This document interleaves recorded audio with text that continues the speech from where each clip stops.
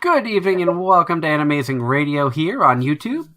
Just a reminder, Anime-Zing Radio is brought to you tonight by Home Circle Media for the latest and greatest in anime gear, everything from pens, pencils, stationery, and officially licensed art books. Be sure to check out homecirclemedia.com today or look for them at an upcoming convention near you. We're also brought to you tonight by Casey Fox for all of your artwork commission, cosplay commission, and photography needs. Be sure to check out Casey Fox, that's KAYCIFOXX, on Facebook and Instagram. Again, good evening, everybody. Welcome to Anime-Zing Radio here on YouTube. I almost said Blog Talk Radio after 7 years of Blog Talk or 6 years of Blog Talk. It gets hard to break that streak. I am your host, Doug Engler. Joining me in the co-host seat, as always, is our good friend, Mr. Darren Starling. Hello. And we are excited tonight. We have got a fantastic guest. 2021, we have really reached out to the international fans of anime about bringing on people to see what life is like for an anime fan outside the U.S. Darren lives down in southern U.S. I'm in northeast U.S., so we know what the conventions and anime stuff is like here for us. But I've always wanted to know, what is it like in other countries to access anime, access merchandise, conventions, things like that. And we've become friends over the past few years with this wonderful young lady, and we are excited to welcome Sophia Coppin to the show. Hello. Happy to be here. And thank you so much for joining us, Sophia. It's an honor to have you on, especially knowing that you're staying up pretty late to hang out with us. Yeah, 1 a.m. Yeah, no, I'm totally fine with it. It's great to be here. And for the fans out there who may not know you, tell everybody a little bit about yourself. Well, I'm Sophia. I love anime.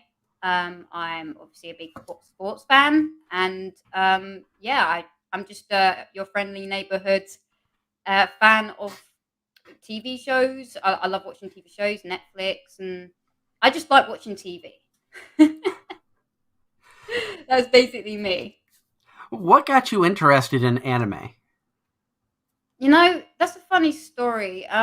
So basically, like, when Netflix was, getting popular and things like that, obviously I didn't really know it because we didn't really have it because it was subscription based. And as soon as we did get it, obviously there was some anime on there and then not much. Now, bear in mind, USA Netflix is much bigger than UK Netflix, for example. That's why a lot of people get VPNs. So basically, Yu-Gi-Oh actually got me into anime, and when I was a kid, because Yu-Gi-Oh came out in 1996, like in the early days, and I was born in 1998. So basically, all I remember is a few clips of my brother watching Yu-Gi-Oh when I was a little toddler, right? And he was like playing with these cards, so I was curious when I was actually a toddler. And then years later, I just got bored, and I decided to be like, hold on a minute, this looks awfully familiar. I'm going to click on this, and I just got into it and basically binged it. I enjoyed it so much, and I also love playing the game as well, Duel Monsters. I fallen in love with that, and my brothers taught me some stuff, and I'm friends with people that enjoy Yu-Gi-Oh as much as I do. So that's what got me into anime. That's cool. And we have a full chat room tonight. Thank you to everybody who's tuning in. While you were answering there, we had posted up Bobby Break says, Sophia, tell them about Yu-Gi-Oh, which you were in the middle of. Also says the Sophia crew in the house. Yeah. Yeah, he's won a few tournaments for in America. So my friend Bobby. So he's been teaching me how to play the game as well. Hi, Doug. Adorkable says hello. Hello. And I'm so glad you guys could show up. so many of your friends and in the chat room, and Yu-Gi-Oh was a show I never got into. I was more into Pokemon than Yu-Gi-Oh. Although I do remember, like, when I was younger, playing with the cards. Was Yu-Gi-Oh the one that had the blue eyes Blue Eyes White Dragon. Yeah, Blue Eyes White Dragon. And then there was Red Eyes Black, which was even more rare. Yeah. There's and there's obviously there's Yu-Gi-Oh has evolved, so they have more special cards. Like Synchro, you guys wouldn't know what it is, but they have link cards. I mean, I'm not too much into the newer Yu-Gi-Oh per se. I'm more into first three sort of Yu-Gi-Oh themes. So it can be like Pokemon, but Yu-Gi-Oh is more specific. So you build specific decks for your specific elements or uh, your specific thing that you want to build. So, for example, I have a Red Eyes, Blue Eyes, and Toon deck. Toon deck is full of Toon cards, where you can like be like, right, if I got this out, I can bring out another Toon card out, and then I can do this. And it's the same with any other sort of card, really. So it can be complicated, but I enjoyed it, and I find it easier because people have taught me how to play. After 5Ds is when the card game just got beyond my interest. With Zexal and all the overlays and whatnot, it just got, I wasn't interested anymore. Yeah, that's the only sort of card summon that I go up to is XYZs, even if I butcher that name, but that's all I can do. I don't like the other summons because I just think they're too OP and people just win in one game, and I'm just like, there's no fun in that anymore. About to say, because literally when they brought that out, you could end stuff in about 2 turns. Yeah. I don't think there's much fun if you're just going to have games end in like 3-4 turns. I think the strategy of a longer, drawn-out game is what's more fun.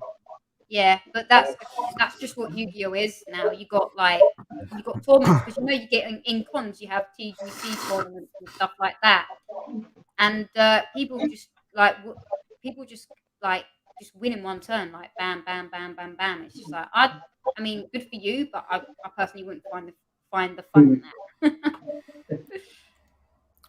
I will say this: someone threw together a really random deck one time and beat the crap out of me because he managed to get Exodia in like 2 turns. Yeah, people. Yeah, you can still use that card. Yeah, because the chances of you getting it is nil, even with limits on the decks. So I mean, they really don't care how many pieces of Exodia you have except the head. Yep. And people can build decks around Exodia, so exactly. Yeah. It always brings me back to the cards in the show because those were the ones I tend to aim to collect. Was whatever came up in the show. Yeah. I think there was a lot of people who tried to collect the cards from the show. The diehard fans were like, "I need this," and I think I knew somebody I met at a convention that was talking. They had almost every card that appeared in the show, but like 3. Yeah. Oh, wow. These cards are okay. So these early cards, so basically original Yu-Gi-Oh cards. Some of them are going for like hundreds because they're getting graded. I'm pretty sure people can grade Yu-Gi-Oh cards, Pokemon cards as well. Because I've got what was it, Red Eyes Black Dragon, and he's worth like 100.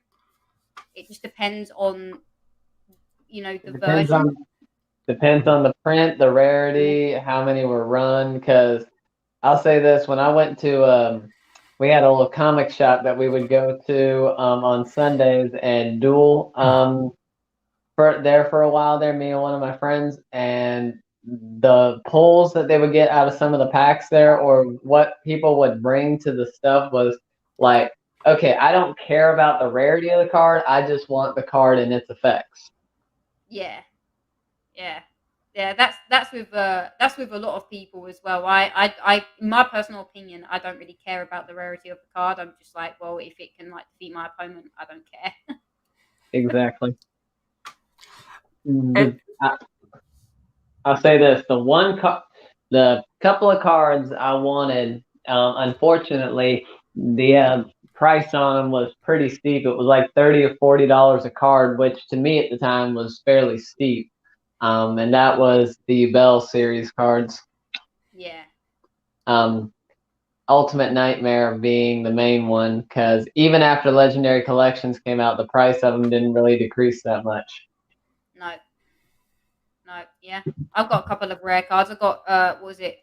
I've got these are newer cards in the Tomb deck. So Blackluster Soldier, like Yep. I've got 3 of them, and they are worth like 130 each. Mm-hmm. But I want to get them graded, but like I'm too scared because like sometimes like I've heard that you don't get them back. So. Be like that. Be like that guy on Pawn Stars that brought in his Charizard collection, and the guy valued him at like 300,000. Yeah. A question came in from the chat room. Bobby wants to know, what is your access to anime like in the UK? Do you find it hard to watch certain anime, or do you have access to everything? Well, we have Funimation UK. We have Netflix. However, we do not have stuff like Hulu, Toonami. We used to have Toonami, but we don't anymore. So it's evidently harder, but there's ways around it. Like I just use Funimation and watch the Funimation shows. And if someone wants to show me because I don't have Sentai either. We don't have Sentai. We don't have the ones that I don't mention. But like, yeah, I just use the ones that I can actually see.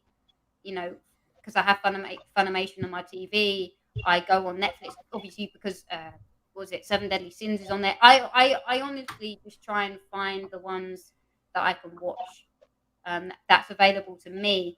Now, given the fact that I'd like to get was it a VPN where I can access a lot more, but at the moment I'm just happy to where I am at the moment. But it can be quite hard because if you're America, because you dub the anime, you're always going to have a bigger selection, which is no fault of your own. That's just how it is. Because obviously the English dub is homegrown predominantly in the US. But yeah, it's difficult, but I just live with what I have. That's just a simple answer. Are there certain shows that you gravitate more than others? What do you mean? Do you mean the genres or The genres, are you more into romance or comedy or isekai or? I say I'm a bit into everything because I like, I give anime chances because my rule is the 5-episode rule, and if it doesn't grab my attention, then I won't watch it. So I like to bounce here and there and be like, oh, this is a romantic comedy or this is a horror. I do like horror anime. And action, obviously shonen. But yeah, I like to see different things and see if it gets me into it. Interesting. And now, Darren, you agree with me when we call ourselves the isekai trash, right? Of course. How could we be anything else? What is your opinion on isekai and how it has exploded in the last like 5 or so years? You know what? It is what it is. The anime studios are making it. Like it's no really. You've not got really a choice. But the thing is, though, it is your choice to whether you want to watch it or not. Now, I do like the only isekais that I think is my favorite isekai is Saga Tanya the Evil. Yeah. I love that show, and I also love Cautious Hero.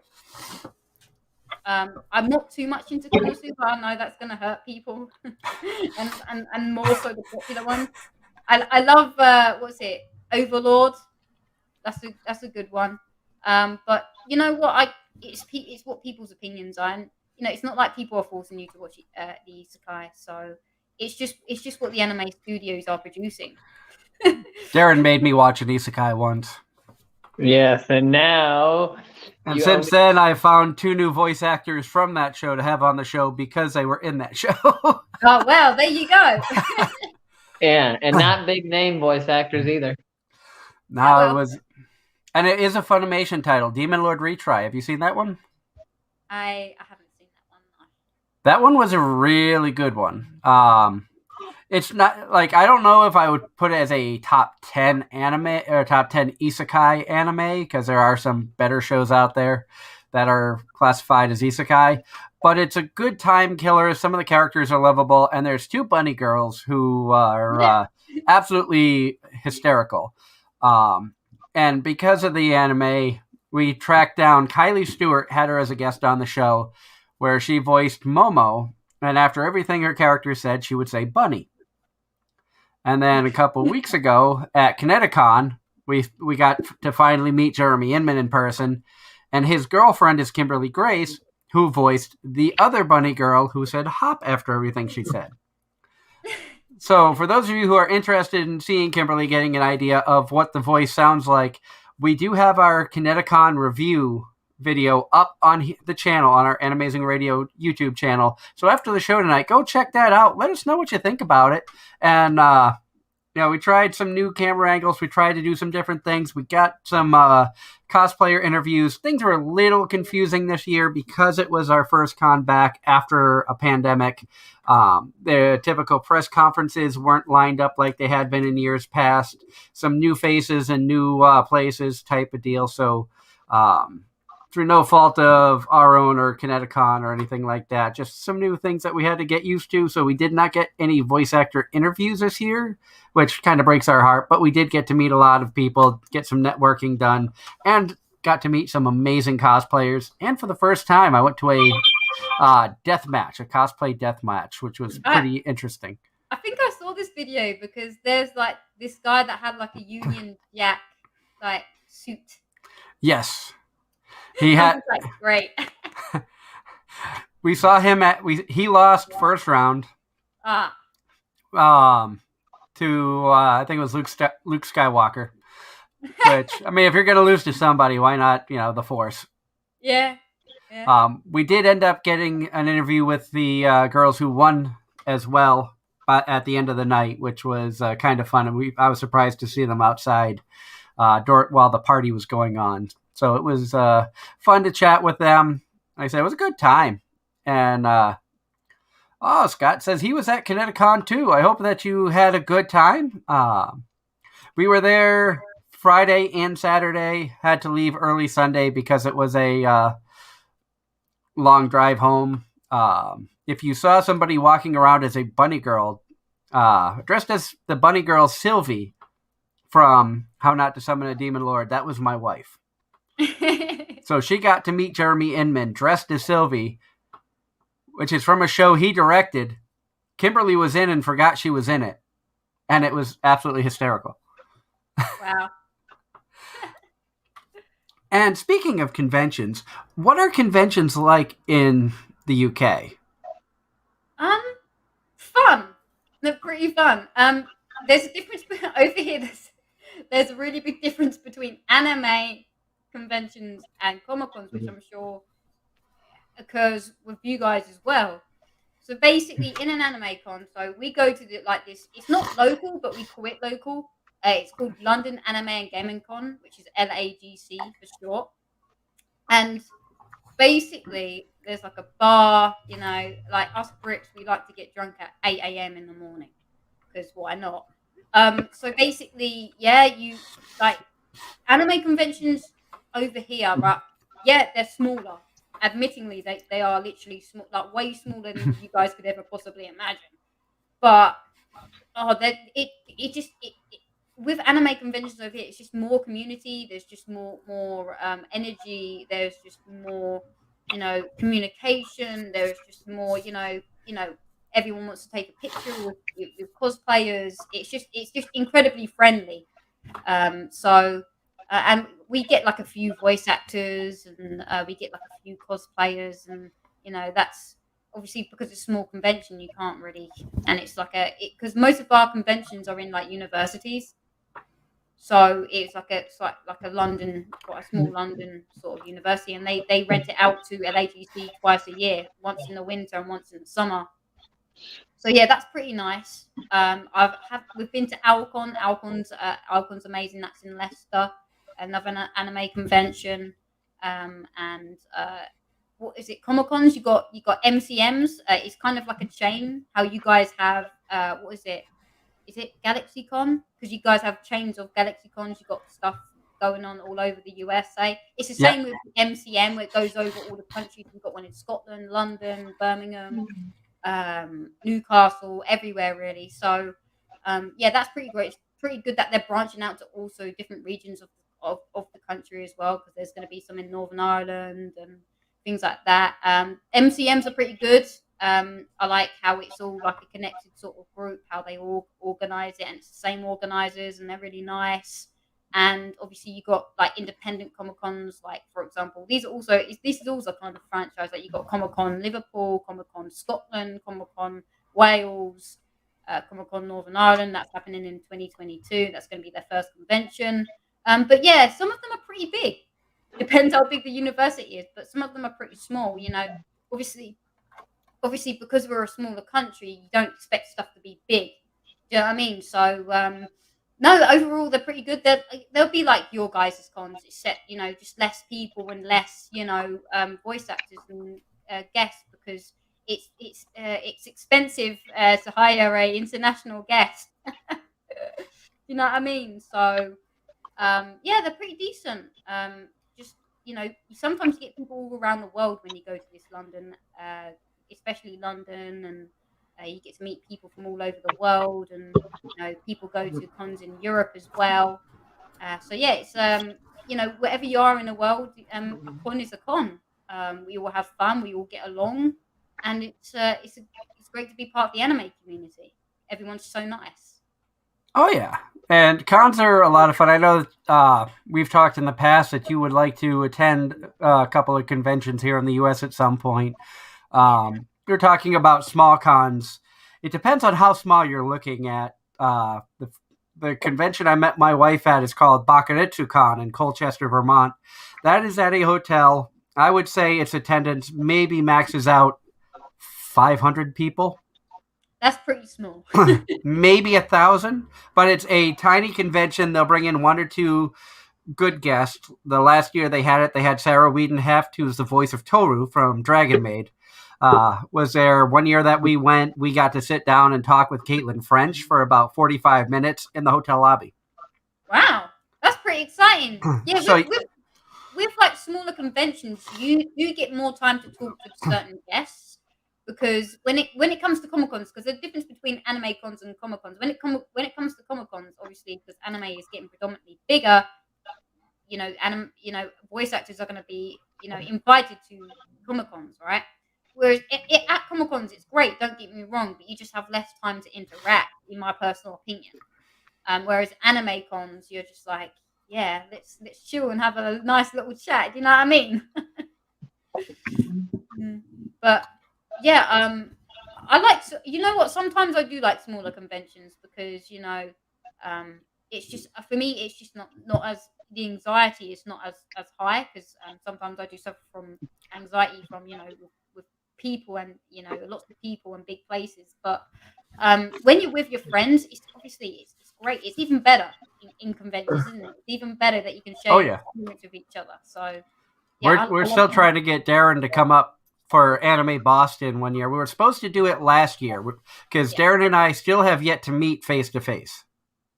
Yeah. And he's been my co-host for about 3 years now. Yeah, you need to meet each other in person. I plan to meet my good friends in person, and obviously I'm going to be the one that's going to travel to the USA. But we hope to go to a con. We hope to meet up and hang out. So yeah, Darren, you've got to do that. And question comes in from the chat room. Scott wants to know, who are some of your favorite voice actors? My favorite voice actors. Oh, let's see. There are so many. Do you know what?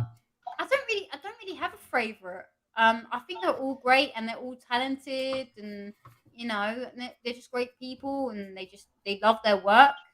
They love their fans, and they just. I mean, some of them are fans of anime themselves, and they know the community, and I just think that they love to hang around with people that that they share interests with.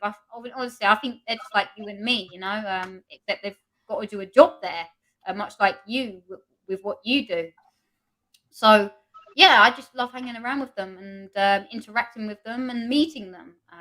So yeah, but yeah, that's the beauty of it. You know, it's just meeting them. And obviously, when I first started going to convention, I was just like, wait, who's coming to this con? Wait, who's coming to that con? But now, like, I find it more relaxing because they're just as chill as you are. If you know what I mean. Obviously, you're gonna get Oh, the yeah. jitters. You're gonna get the jitters. I mean, someone would get the jitters if they met an A-list celebrity, and that, of course, that's going to happen. And they're a human like me, so they might get jitters if they want to meet a particular person. Do you know what I mean? So, yeah, I think they're all wonderful in their own way. Oh, definitely. And we have asked voice actors in the past if they've ever had those fanboy, fangirl moments. And a lot of them have, especially because one thing we've done here on the show, and Darren, you can agree with this, is we've gotten pretty good at finding up-and-coming talent. So people who may only have one or two big named or lead character roles when we find them. And we may be their first official interview, radio interview, whatever. And it's neat to hear the stories of these talented people that we look up to being like, I can't believe that, the day I got to finally meet Todd Habercorn or J. Michael Tatum or Monica or, somebody of that caliber who has been voice acting in anime for decades. And it sounds weird to say that, but some of them have been voicing for decades. Yeah, they have. And look, more power to them. Honestly, they're talented, and they're good at what they do. They're good at what they do. So, I hope they keep going. Because it also helps the fact that they're passionate about their work. If they wasn't passionate about their work, you would know. Oh yeah. So yeah, it's just their passion, and it's great for them to live that, and and they're happy with that. And if you're happy at work, honestly, there's nothing that you can't do. Are you happy at work, Darren? Depends on the job. Yeah. I had to throw that out there. So I put you on the spot. Sorry. I have to say, you know which job I mean. I know. What I like and don't like. Oh, I know. We all know the differences between when you work for someone else and when you work for yourself. Yeah. And I know last week we had Anthony Bowling on, and we were telling him that we were going to have you on from the UK, and I think you were in the chat room when he said get his name out there to the Universal, to cons in other countries. He wants to travel, so yeah. I know that. I know that a lot of voice actors want to travel. They want to go to other European cons, and they just want to experience what it's like. And you said that you enjoyed Cautious Hero. I mean, you have Seiya right there. He would love to come to visit. Yeah. If you've seen Cautious, have you seen Shield? I have seen Shield. Yeah. You ready? They're in Isekai Quartet now, aren't they? Yeah. Yeah, I enjoyed that. And I enjoyed the Isekai Quartet. I mean, obviously, I think the first season is probably one of my favorites. It's my favorite season, but then nevertheless, when people teased that there was Cautious Hero, I freaked out. I forgot Cautious Hero came in season 2 for a little bit. Yeah, like I just remember the teasers. I think you mean Shield Hero, Doug. No, Seiya made an appearance in season 2 of Isekai Quartet. But wasn't it that last episode? I think it was. Yeah. Oh yeah, you're right. So it was one episode, but I was like, that's why it's hard to remember. And when it comes to watching some of the shows, do you find it easier to watch like the goofy shows or things like that? Like one show that recently came back in mind, my wife and I went down a YouTube rabbit hole last night with a YouTuber named Aki, and she tried to explain Pop Team Epic. Oh no! Oh yeah. Did you watch Pop Team Epic? Or did you make the mistake that we did, that after the first segment was done, we went to the next episode, not knowing that they redid it? I think we went 4 episodes before we realized that when the credits rolled, the show wasn't over. They played it again with different voice actors. Yeah, that one was crazy to me. I'm like, it's like you ask yourself like, why am I watching this? Like, no offense to the voice actors or no offense to the animation, but it's just like, wow, I don't even know what's happening right now. Like, um, I did go on it. I thought it was like I thought it was like a mixture of animations put in together. It had a lot of features that reminded me of older animation and newer animation that I can't quite explain in a sort of way, like mime, how nobody speaks, they just have sound effects, or you know, it's just crazy, like super, super, super crazy stuff that goes on in those episodes. And I don't know why. I mean, I didn't particularly get into it because I was just like, I have no idea what's going on here. That's what I think that's what put me off because I was just like I don't even know anymore. Like that was the kind of anime that sort of put me off. I'm just like I don't know. I'm lost. I'm just so lost.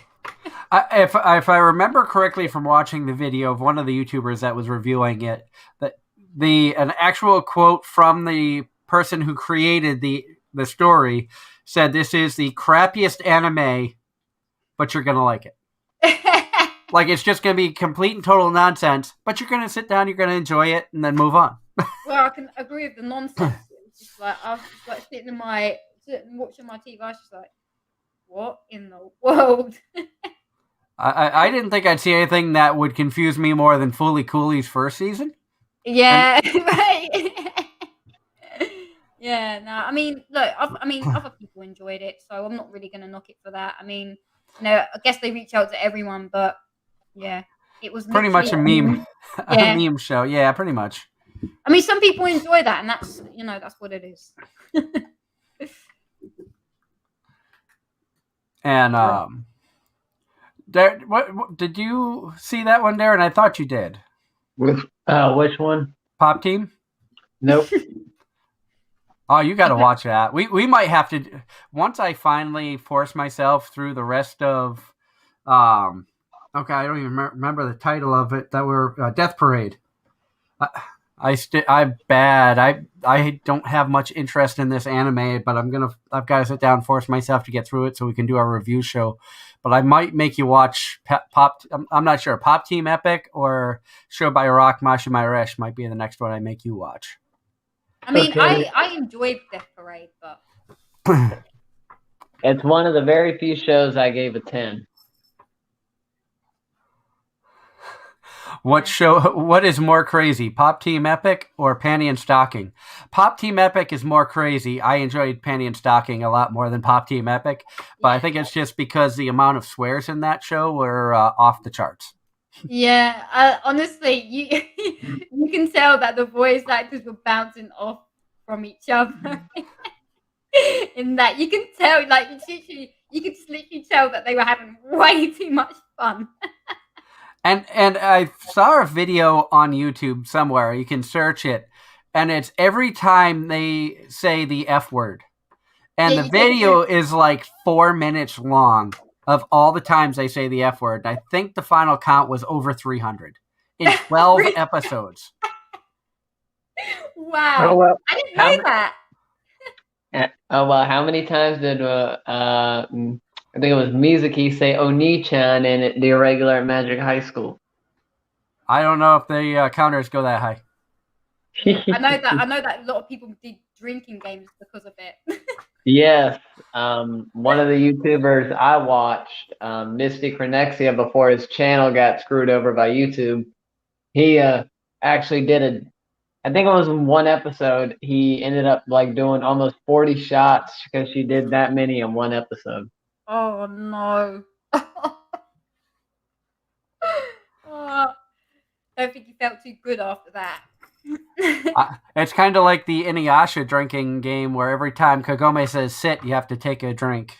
And I know people who stopped watching Inuyasha because they couldn't follow along with the story. They were too drunk. That sounds about right. Oh man, yeah. No, I love Panty and Stocking obviously because it was like a weird version of what do you call it? Powerpuff Girls? Do you know what I mean? That sort of similarities. that it had. I think that's what drew me into it, honestly. And I was just like, this show is so random. I love it, and it has like the swear words. Like I showed it to my twin sister, and her exact reaction or her facial expression was just like, "What am I watching?" So yeah, no, I liked it. I just wish there was a season 2, like everyone else. If there was a season 2 of, well, we can't say that there will never be a season 2 of it because everybody gave up on The Devil is a Part-Timer, and next year we should be seeing season 2 of that. Oh, that should be good. That should be good. Which I already can hear, like when it was actually like made, like the actual announcement was made, I already could hear Josh Greeley and Anthony Bowling screaming like fangirls when it came to fruition that it was true, not all the fake reports out there. Yeah, no, and I love that. I love the like crazy made up European language. Oh man, I find that hilarious. But like, I'm glad that's coming out. Yeah, there's been quite a lot of surprises. So like you said, never say never. Exactly. And Bobby says Penny and Stocking and Shimonetta are true culture anime shows. There's no lie in that. After they dub Seitokai Yakuindama, then they can say that. I will forever say that is the precursor to Shimonetta. And I still I feel bad that we may never get a dub of Interspecies Reviewers because they really missed something good there. I can understand why companies backed out the way they did, but it's still sad to know, because I would have loved to have seen who got cast in there for which roles. Did you see what? Go ahead. No, I mean, look, I guess I don't know what happened, but I just don't think people were prepared for what was actually going to happen. Well, no one was, because the anime studio took it totally different and further than the manga did, which is the whole reason for the misunderstanding in the first place. Yeah, there was very big misunderstandings with that, and there was a huge misunderstanding. Yeah. But I know, Darren, you already have your copy ordered, so. I actually don't, but thank you for reminding me. But I might have to wait till after Christmas because, the holidays we have a busy time coming up here in the household between a convention, October 22nd through 24th will be at AAC in Massachusetts. And then in November, of course, we also have Halloween the weekend after that. In November is my daughter's birthday, and then Christmas is right around the corner from there. So busy time. A lot of money is going to be spent for everything going on. So I know that you have Thanksgiving, which is basically like our Boxing Day. It's just a holiday that you have food. Yeah, we just sit around, eat food, and watch football. That's Thanksgiving. Yeah. I know that one of my teams is playing on the late game. And I'm not even going to go there. Karma is in the chat room, Darren, and he's Thank you. He's being Karma with talking about interspecies reviewers, and it's like, no, I'm good. I'm not going to say that one. That's where the distractions come in. Karma's good at that. And for those of you who don't know who Karma is, if you're new fans to the show, this is your first time watching us, Karma has been a fan of the show. He's been a follower of the show since we started 7.5 years ago over on the Hazy Radio Network, which no longer exists. And he followed us from there. When we made the jump to Blog Talk, it was a little bit more difficult for him to follow there because Blog Talk made you subscribe and things of that nature. And a lot of people didn't want to subscribe to something they really weren't going to use, which I can understand. I just wish we had woken up and made the switch from Blog Talk a lot sooner than, August of this year. But we are happy that Karma found us. It's back. It's great to have you back in the chat room. So many awesome people in there. I bet. So many awesome people in the chat room. Thank you to everybody. I think a lot of the people in the chat room are friends of yours from a Facebook page you're a part of. Yeah. Hi guys. I hope you're enjoying the show tonight. And tell everybody out there the page that you're a part of if you want to. Oh well, it's called the Realists. It's just it's a fan page for Monica Real. And we just it's an amazing page. You can post a lot of anime stuff. It's a very great anime community where we share stuff and we talk about stuff. We like it's very interactive. So it's a great community to be part of, and I love them all. And basically, yeah, we just like to share anime. We're all anime lovers, and we love talking about it and sharing it with each other. And it's thanks to you guys at the Realist who have allowed us in the past with hanging out with some meetings and things like that. That I got to meet a lot of you through Zoom calls and stuff, and that's where we started to become friends. Of course, we had Mario in the chat. That's been a loyal fan of ours for years. Hi, and Mario. I know he's out there listening somewhere. I've seen Yeah. him. I've seen him post in there. There he is. So he's been out. He's out there, and Keith, I know I've seen him in the talking in the page and stuff. So hello to everybody out there who's a part of the page. Thank you for allowing us to come and hang out with you guys. Awesome page over there. Go check it out. They really are a great group of people. And Darren, you know how much fun and horror it is to run Facebook fan pages. Oh yes, I did it for years. Groups and pages alike. I'm actually was one of the guinea pigs for Facebook's. Basically, Facebook gathered a lot of group admins, and we actually had direct contact with Facebook employees. Wow. Yeah, but unfortunately, it was never the ones we actually wanted and would probably want to get rid of on the spot. The community standards team, which all need to go. Wow. I mean, look, it can be very stressful, and stuff like that, but we all pull together and we all work together, and that's the main thing. And I've never run a Facebook fan page. I've basically just been the guy who sits there and kind of hovers and reads all the fun memes that come through and enjoys the pictures and likes stuff from time to time. So I have no idea what it's like for the admin side of things or moderators and stuff. But I know you guys work hard. And to all the moderators out there who are watching this, thank you for the hard work you guys do for whatever page it is, whether it's anime, other hobbies, other interests you have. I know you guys have a lot on your plate trying to sift through all the junk that comes through. And, a lot of times you get more flack than you get appreciation.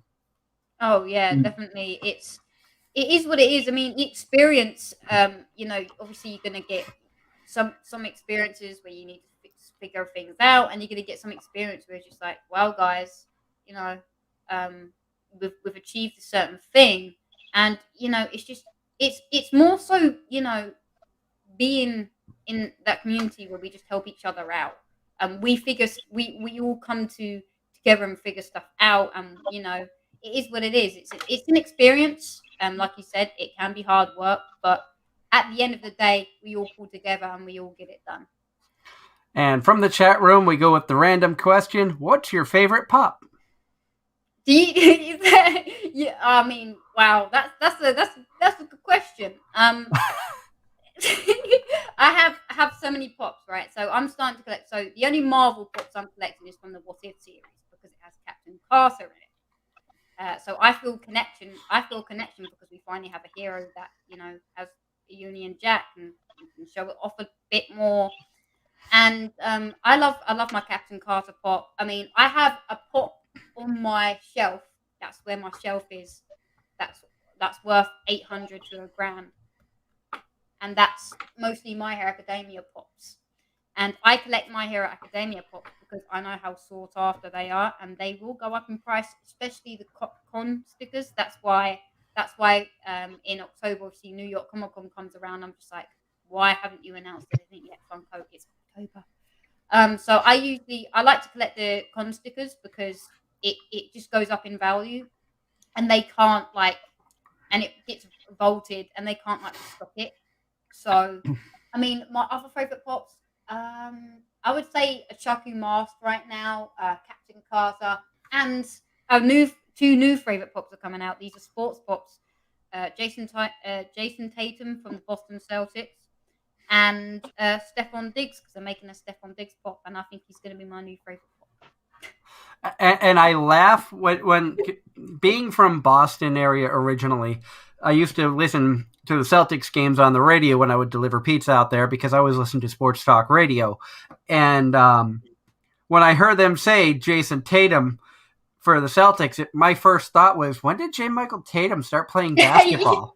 Right. I was just like, I'm like, wait, what? And then I realized it was somebody completely different because being anime minded and knowing Tatum as well as we know him, he's been a guest on the show multiple times. He is a regular at AAC, or another anime convention that was in Manchester. It's now in Massachusetts after things have happened. He has not been announced as a guest yet this year. I don't know if him and Brandon are coming back or if there's other scheduling things that are going on. So we're waiting to hear more guests. I think they've announced 4 people, but it just kind of threw me on, like, a Jay Tatum in basketball. Wait, what? Yeah, he is tall, but I don't know if he's that athletic. Yeah. No offense, Mike. No offense if you're watching, but I couldn't see you slam dunking. No, but yeah, those are my favorite pops that are coming up right now. And another question says, what got you into collecting Funko Pops? Wow. So basically, this is when I first started dating my fiance, and I actually bought a pop for him. So fairy tale pops. So these are the early sort of fairy tale pops, like Natsu and Lucy. So I bought my fiance a Lucy pop, and he bought me a Natsu pop. So I was just like, and then I saw the other fairy tale pops, and I'm just like, wow, these are actually pretty cheap. I'm gonna buy this because I have some pocket money, because back when I was in college, I had pocket money, and I was just like, you know what, I actually quite like these, because do you know what, before I started collecting, I was just like, what in the hell are these Funko Pops? They look ugly. And then I don't know, when he bought me this pop, I was just like, I don't know, it just changed me. It just literally just changed me. So I was just like, you know what, I'm gonna get this. And then I got into Dragon Ball Z, and I'm just like, wow, they have Dragon Ball Z pops. They have more anime pops. I was really fascinated that they had quite a selection of anime pops, and I was just like, wow, do you know what, I'm gonna get a few of these. And that's basically where my obsession. Well, people I wouldn't quit that, but sometimes it can be. So basically, yeah, that's what got me into it. And I actually bought my Achaku pop, my con sticker. Now, obviously, I proper messaged the thing and say, "Is this real?" And I looked at it, I researched it. I also I always research before I buy these pops online, because I got no other choice to buy it from. So I proper looked at it, and I'm just like, right, this is the real one. This is the real one. And I bought my Achaku pop for £90, which is about $110 for you guys. And now she's like, what in value? And the reason why I got into My Hero Academia pops is because I got my Achaku. I'm just like, because of what she was worth, I was just like, hold on a minute, I think I need to buy these My Hero Academia pops. And I love My Hero Academia anyway, and they look really cool. All the My Hero Academia pops look absolutely amazing. So I just started collecting them, and then I started being like, hold on a minute, I'm going to collect all these con stickers. What are all these con stickers? And I fell in love with collecting that as well. So that's where it took off, really. And I I posted this up a little bit ago. Now the comment makes sense. George heard the question of what's your favorite pop, and then He said, I was literally picturing a collection of Pepsi, Coke, Dr. Pepper, etc., not Oh well, realizing it was Funko Pops. well, some people may collect them. So yeah, Funko Pops. Dr. Pepper's Master Race. Yeah, I know that some people like do collect those certain things. People do collect like proper like just mainstream stuff, and it's just like, you know what, fair enough. I mean, you know, I think it's amazing what people collect, because it's just, you know, it's, I just find it fascinating. What I'm just like, well, why do you collect them? You know, so yeah, I I, love collecting Funko Pops. I went the way of Nendroids. Because Yeah, I found Pops to be kind of ugly. In all honesty, I'm like, they look weird. I'm not, but the Nendroids I enjoy. Granted, you can change a lot of stuff about the Nendroids where the Pops are just what you see. Not saying we don't have Pops. In fact, at Kineticon, um, we had a Winry Rock Bell Pop figure signed by Caitlin Glass for our oldest daughter, Winry, who was named after the character.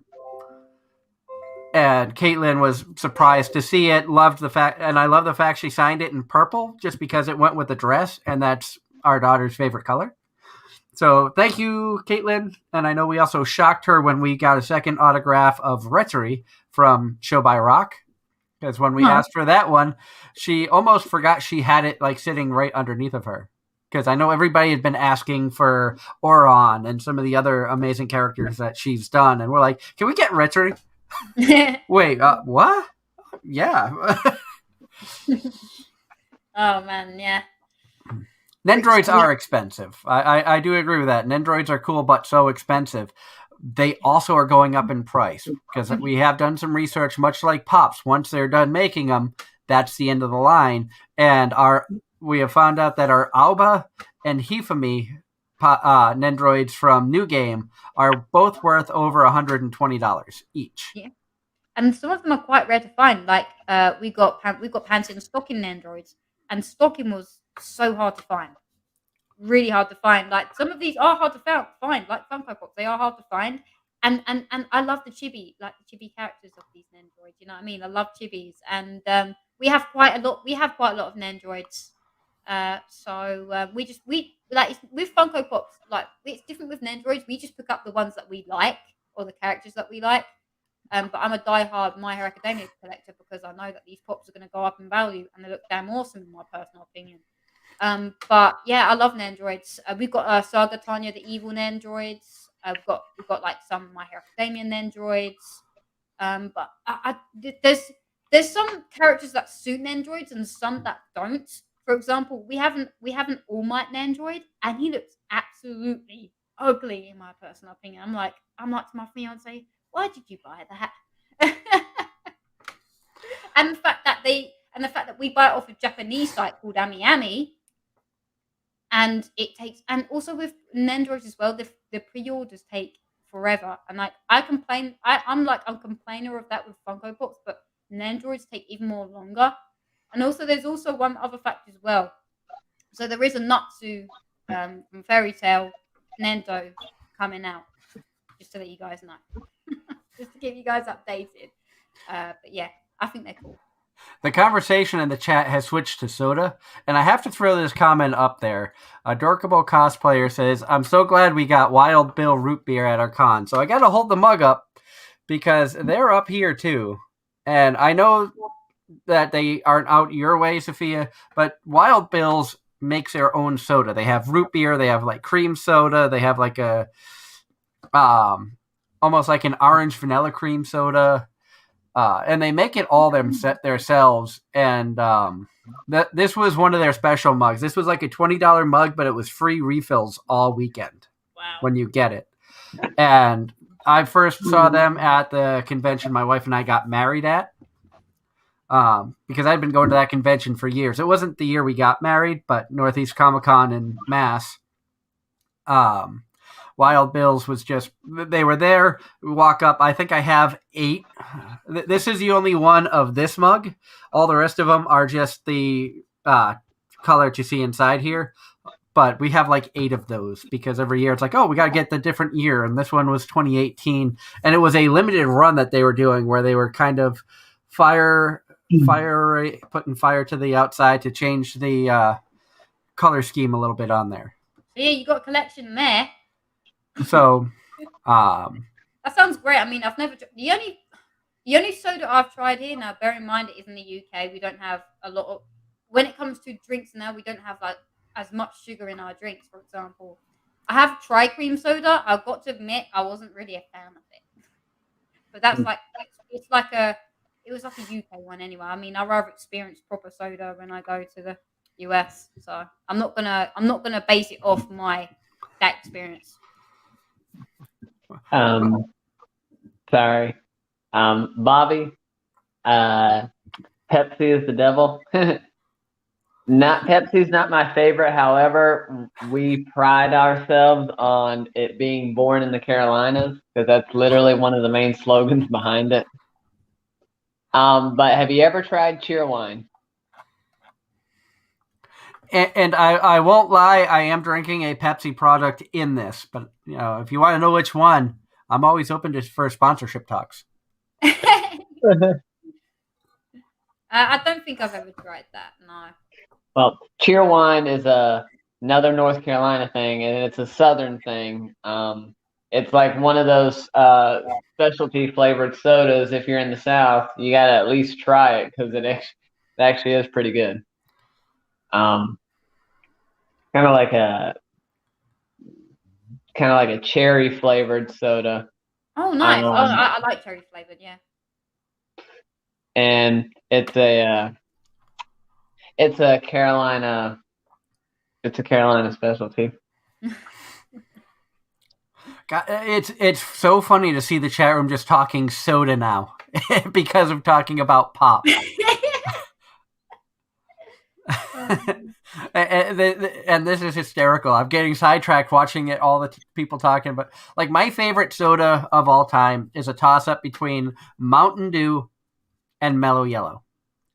And for a long time, they did not have Mellow Yellow in the Northeast because they had one batch that was found to have an illegal drug additive in the mix. So they stopped serving it or stopped producing it in the Northeast. Wow. And then when it slowly started making its way back, like I used to love going to Chuck E. Cheese because it was one of the few places I could actually find Mellow Yellow. Wow. And and as much as people know I love the Mountain Dew, I almost prefer Mellow Yellow more. And it's not a Coke versus Pepsi thing. I like Mellow Yellow's taste better than Mountain Dew. Probably because I can't get it as much. I'll say this. Especially working in a restaurant where it has a Pepsi contract, I would easily say that Coke is my preferred brand on most everything we sell. The only exception, of course, is Dr. Pepper. Yeah, I'm not a fan of the Dr. Pepper, unfortunately. That's just me. And of course, Steins Gate had a lot to do with the Dr. Pepper. Not really. Oh, man. Now, another question that came through the chat here, and I got to find it here. It says, not anime related, but what got you into American football and the Buffalo Bills specifically? Oh, well, to be honest, I will say this, right? Like when I didn't know it that much, when I was like 18 or something, I said, why are those rugby players wearing masks? Like, why are they wearing this protection? Like, because I think American football is, because we have rugby here, there's no protection. Obviously, it's a very different game. I know that now because when I was 17 or something, I was just like, why is it like that? Like, what's going on here? And because I didn't understand it. Like, because when you sometimes don't understand it, you say stuff that you don't mean. And yeah, I at first I really didn't like it because I was just like, what is this rubbish? And then obviously because I was more obviously because I had to concentrate on my college work and stuff like that, so I didn't really have the time to watch it. But in 2019, you know what? I say this with everyone. I I got bored one day, and I'm just like, why don't I give this a go again?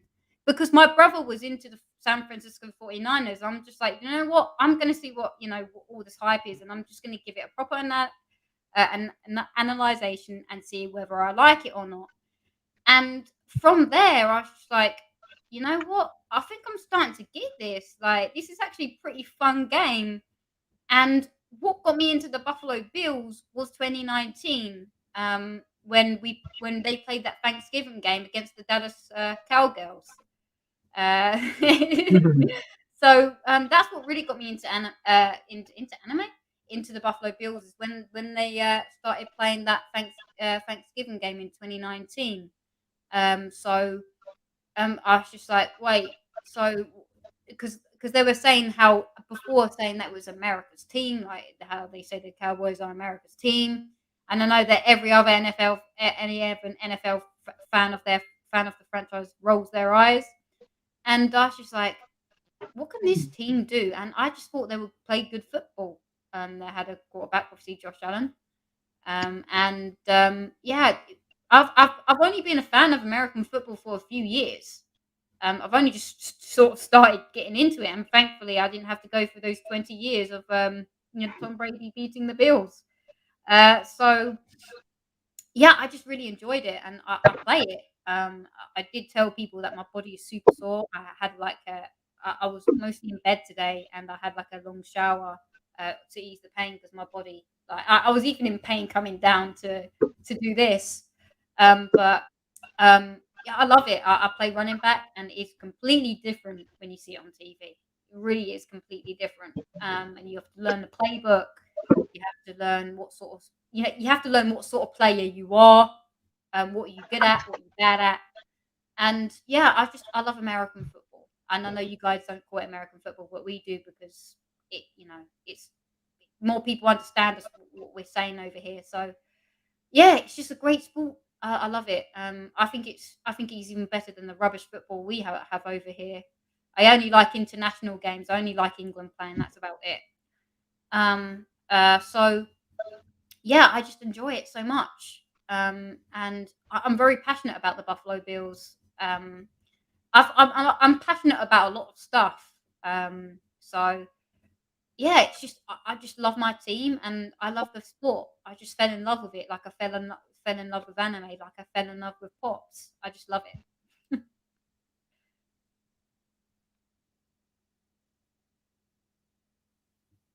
But they're basically what it is.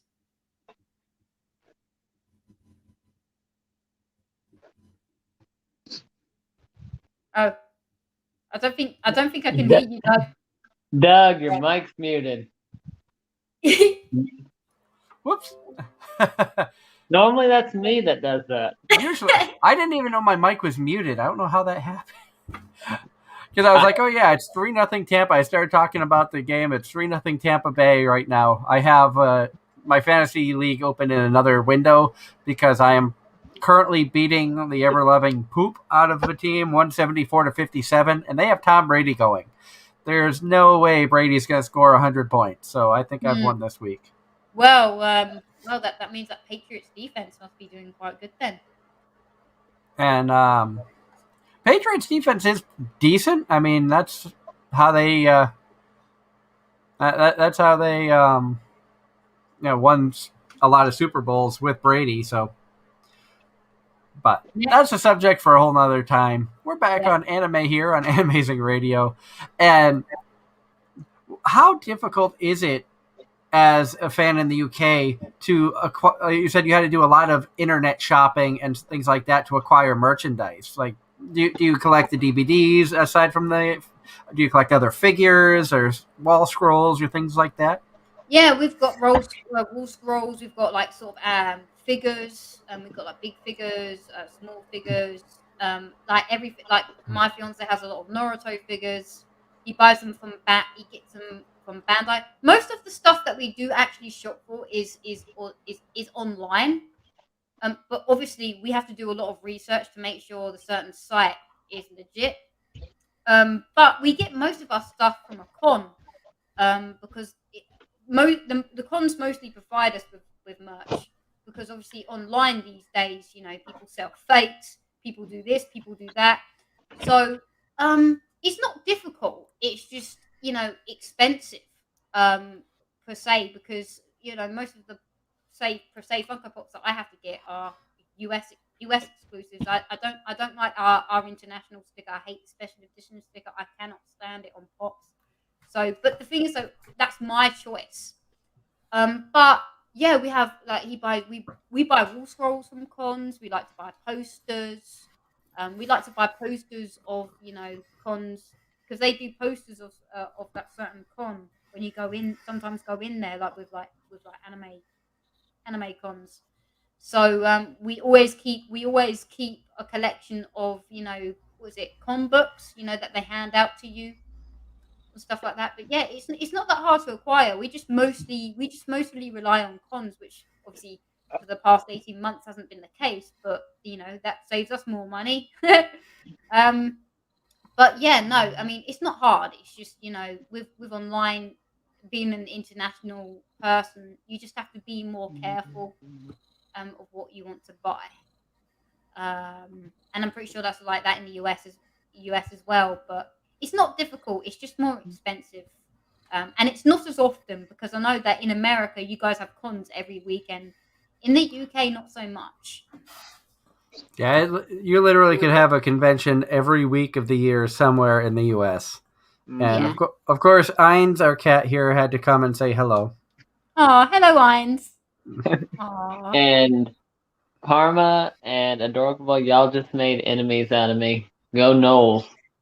Talking about Florida Gators fan.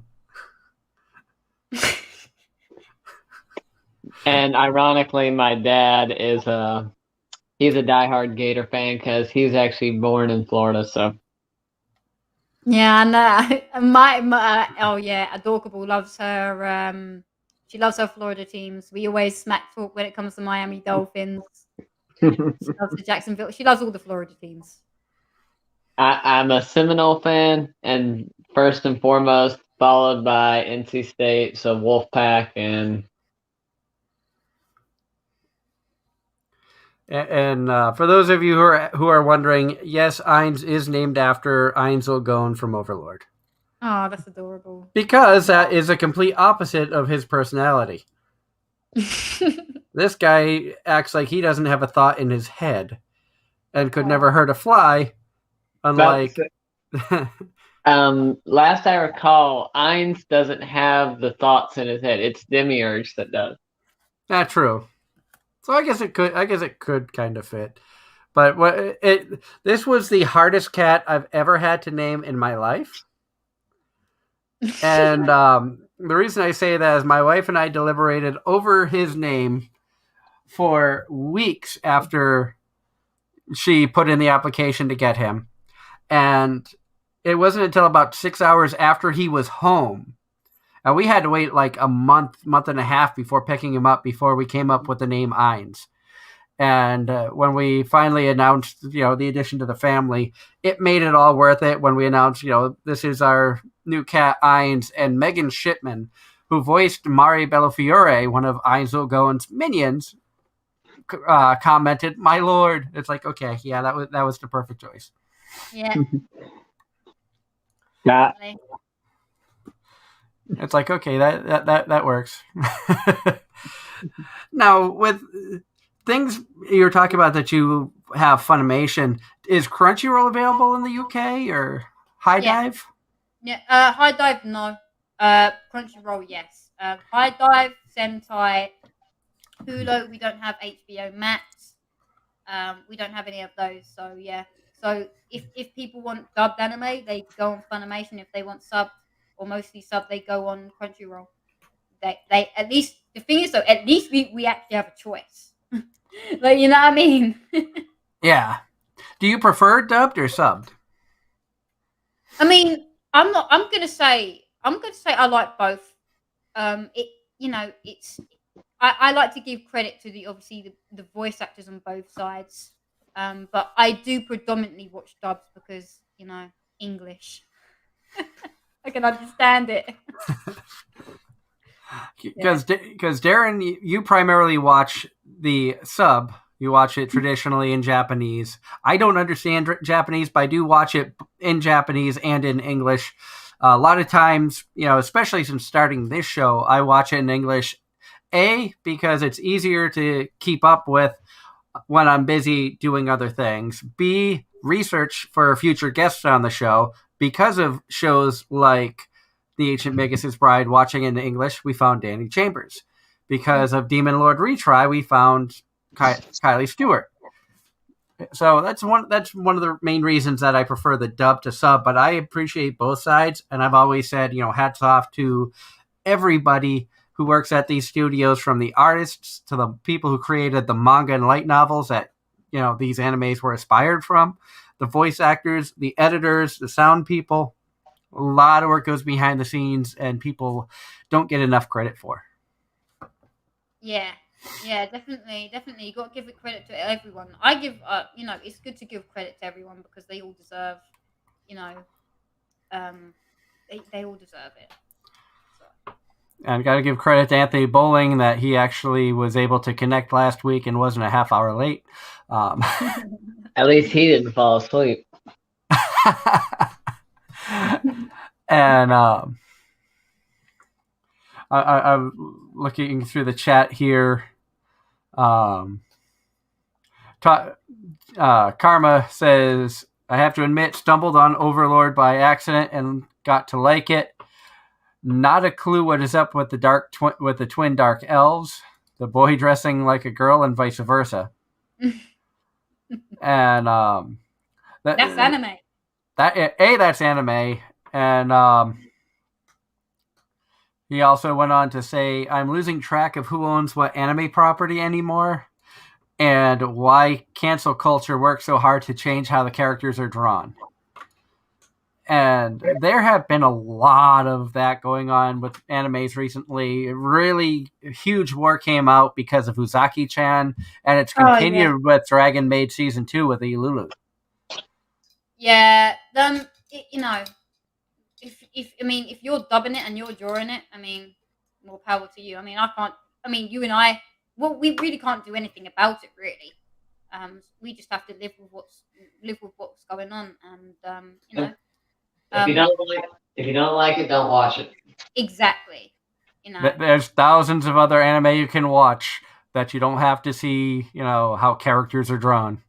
I get where you're coming from, but it's just like people.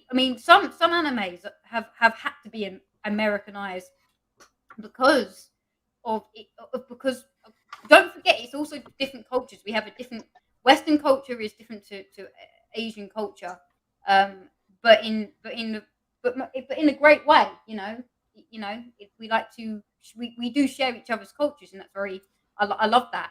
But remember that the Japanese, what they would find funny, we wouldn't, and what we would find funny, they wouldn't. So I think it's more of a culture thing as well. Like regarding, what's funny, what's not, what's, the emotions, how would I react? How would they react to certain things? I think it's mostly is that as well. They have to adjust it to how we would understand what that character is feeling, how we would understand how what their reaction is. So I think that plays a huge role into it. And anime everybody can enjoy. Ghost stories. Yeah. Yeah. That's a pretty good one. If you like, watch Panty & Stocking. Like that's uncensored. It's always funny. When 4Kids was doing anime back in the day, how they edited certain items in the shows to either appeal to the audience better, or because of censorship of various things that were considered inappropriate. Oh yeah, they did that to One Piece. With a lollipop or something? I remember something like that. And yeah, Pokemon, Hmm? the jelly donut, and he's holding a rice cake. yeah, yeah. Oh, But that's what it was back then. mm-hmm. It's fun to see how anime has changed over the years. You know, you look back at some of the older shows like Ghost Stories. You look at like the artwork for that was cutting edge at the time that it came out. And Yeah. now we look at shows like My Hero, Yuri on Ice. The artwork in that and the fluidity of that for the figure skating side of things alone is I can see why Yuri on Ice was so good. I mean, I could care less about the yaoi side of things, but but having watched figure skating growing up in the Olympics and things like that, Yeah. I could appreciate the competition side of the figure skating, and the fluidity of the artwork was fantastic. And the music was fantastic as well. I mean, oh man, I enjoyed it. I do enjoy it. Yeah, I mean, look, you still got like older animes out there.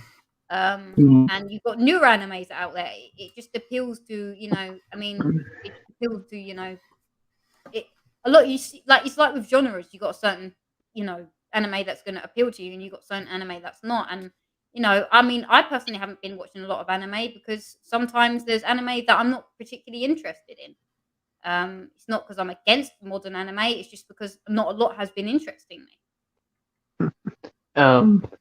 Now I remember what I was trying to intervene in earlier. We talk about getting dubs. Did you see that Right Stuff did a Kickstarter to dub a anime from the 1980s? Yeah, I did. Yeah, it's called Dirty Pair. Yeah, yeah. I Yes. think they surpassed the was it GoFundMe? I believe. It was Kickstarter, so Oh, yeah, whatever they had going on. I'm yeah, not surprised. yeah. I'm not surprised either. See, this people can still like do these yeah. And look, if they do that, then more power to them. That's up to them. Hmm. I mean, heck, there's how many fan dubs of how many shows? Team Four Star. I don't even want to talk about Team Four Star after meeting them. Well, their fan dubs ended up getting them a part in the actual official dubs, so I mean, it could always lead to something. Oh yeah. And question from the chat room: Scott wants to know: have you enjoyed the 5th season of My Hero? Yeah, I have. I will admit it's not my personal favorite season, but I am really enjoying. I'm not sure if you guys have watched it. It's called the segment called My Villain Academia. I've been really enjoying that. The insights of the villains, because I would always choose the villains if I was in Star Wars. I'd always be a Sith. I just like being on the fun side personally. But yeah, I've been really enjoying how you got the insights of the different villains. That's what's been really interesting me the most. But apart from that, the plot is good, but I just think it's an incredibly long build up. Well, you're better than me. I dropped it about halfway through season 3 or 4 because I was just like, okay.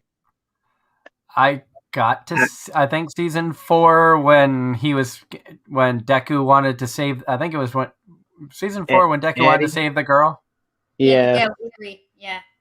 And I didn't even get through that arc. I'm like, this just feels like fairy tale. It feels like just one of those ones where it's so drawn out. It's like you could have made this a 3-season series and been done with it, but you had to have so much of one arc takes 6 episodes. I feel like I'm watching Fairy Tail again, and I dropped Fairy Tail for the same reason, because it felt like the same thing just looped over and over again with a different group. Yeah. I thoroughly enjoyed Fairy Tail when I was, that was one of the second anime I watched, and I just fell in love with it. But I do get what you mean. I do get what you mean. But I will have to agree with you, though. Even though I'm not watching it, I will agree that the My Hero villains are a lot more interesting and intriguing to me than our main cast. My theory always is this: the villain is the hero of the story, because without a villain, there wouldn't be a story. Pretty much. there's always one anime I throw out there, and I don't know if you've seen it or not, that takes a little bit of everything and makes it a excellent show. And I feel that if they were to animate the whole light novel, that it would be a shonen like show that's not actually a shonen, and it would be done correctly. Of course, You I'm know, talking about High School DxD. oh yeah, I know. Oh man, if they dubbed the light novels, oh my god, that'd be so great. That'd be so. If they dubbed any light novel, oh man, that would be so good. Well, Yen Press is releasing the actual light novels. I'm just disappointed that ever since season 4, we haven't got a confirmation on a 5th season yet. But hopefully, with Bunko Fest coming up here soon, maybe we'll get some sort of announcement, because that's generally where announcements regarding that series are made. Yeah, well, we've been my fiance's been like begging Yen Press to do High School DxD light novels forever, and as soon as we got the news, he was on cloud 9. He was on Oh, cloud 9. I actually I had downloaded Bakasuki's translations because they were really, really good. So I have to have like volumes 1 through 20 saved on my computer, and I fully intend on purchasing Yen Press's thing and actually kind of comparing the two, because I'm curious to see how much of the translators for Bakasuki. I want to see how much of that was actually taken or how accurate that was. Yeah, yeah.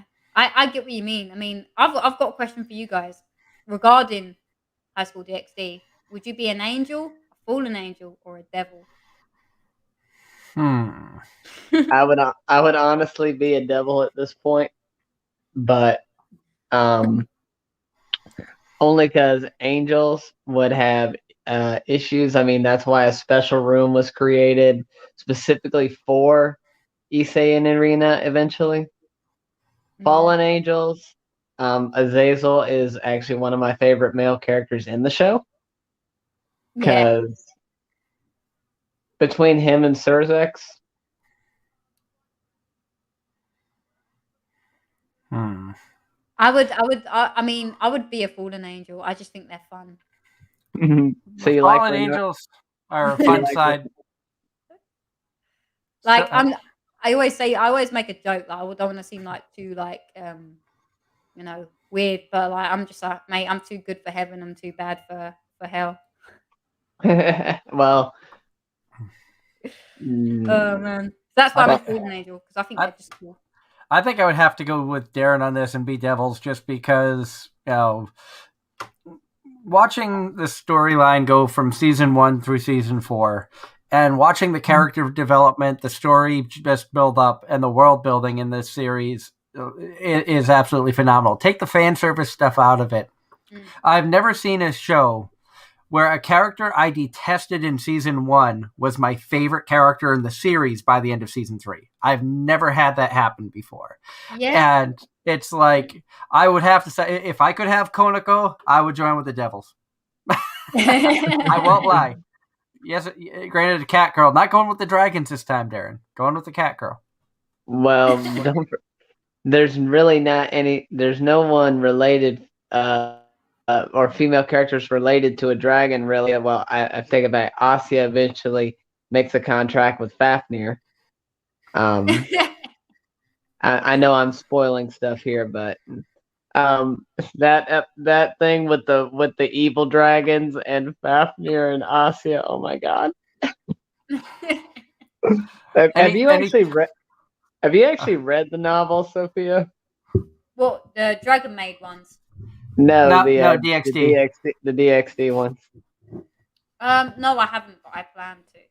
Okay, the reason I said that is because don't forget, Fafnir is one of the dragons in DxD, because that's the one that Azazel used to do a balance breaker in season 2 against let's see, was it no, yeah, it was against not Cocomiel, it was the Chaos Brigade. Ah, yeah. See, Yeah, when I hear well, Fafnir, I only think of Dragon Maid like you did, Sophia. I thought Dragon Maid too. I'm like, Fafnir, he's in Dragon Maid, but too busy playing video games and trying to, sell his books at the Comic Cons and failing. Yeah. But no, Fafnir's in DxD also, and eventually, like I said, long time spoiler, he eventually makes a contract with Asya. Wow. Yeah. And Cool. he's actually a really strong dragon. He's just lazy. Yeah, sounds like me. And then the evil dragons, that they're fairly interesting themselves. And the other part about the series, and I know I'm going on a tangent here, is the fact that it takes stuff from historical, religious, and also well-known characters throughout the years. Do you remember the story of Beowulf?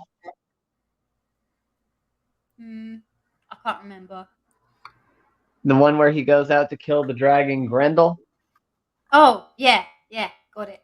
Yeah. Well, Grendel is actually in DxD also as an evil dragon. Damn. Then also you got the vampires, the werewolves, you got the foxes, which you saw in season 4. Oh my god, the foxes. Oh my god. Oh yeah. The precursor to Senko. Oh yeah, I remember that. Yeah. And oh my god. and then let's see, what else did they have? Of course they got the Pendragons in there. And also the artifacts themselves. Eventually you'll meet, let's see, no wait, did you meet? Yeah, you did. The Chaos Brigade in season 4 with the sacred gear, the true Longinus, the spear that pierced Jesus Christ, the strongest sacred gear in existence, yada yada yada. Yeah. I'm like, I was it season 4? Season 4 was when they had that really that song that Issei sings. That was season 3. Oh Season 3 introduced the song. Honestly, after they retconned season 3 with season 4, the song was more true to the light novel, where instead of Rhea snapping him out of his from losing it from the Juggernaut drive, it was actually the song that did. Oh man, I gotta go back and rewatch that series, like so many others, to watch and rewatch. We as anime fans, we all have that list of need to watch shows, and then we sneak in the want to rewatch others. Oh yeah, for real. I love rewatching others. Yeah. And today I got an email. I subscribe to Anime News Network, so I get periodic emails like once a week of different things. And some of their writers were talking about the best and worst animes of summer 2021. And one thing I was surprised, because I gave up on watching too much of this franchise because it just seemed like it was getting redundant. But in the best category for a lot of the writers was Love Live Superstar. Did you ever get into the Love Live franchise at all? I know they had Love Live Sunshine, and then they had a bunch of spinoffs. I did not watch this because it's like, here's another Love Live show. I mean, I personally didn't, because there was a lot to watch. And one of my high school friends was totally in love with it. She had like card games and everything on her phone. But I'm not really I've not really been a fan of it, to be honest. So no, I haven't watched it, but I know that it's like an idol anime. But yeah. Don't worry, Dara. I'm not going to ask you to do it.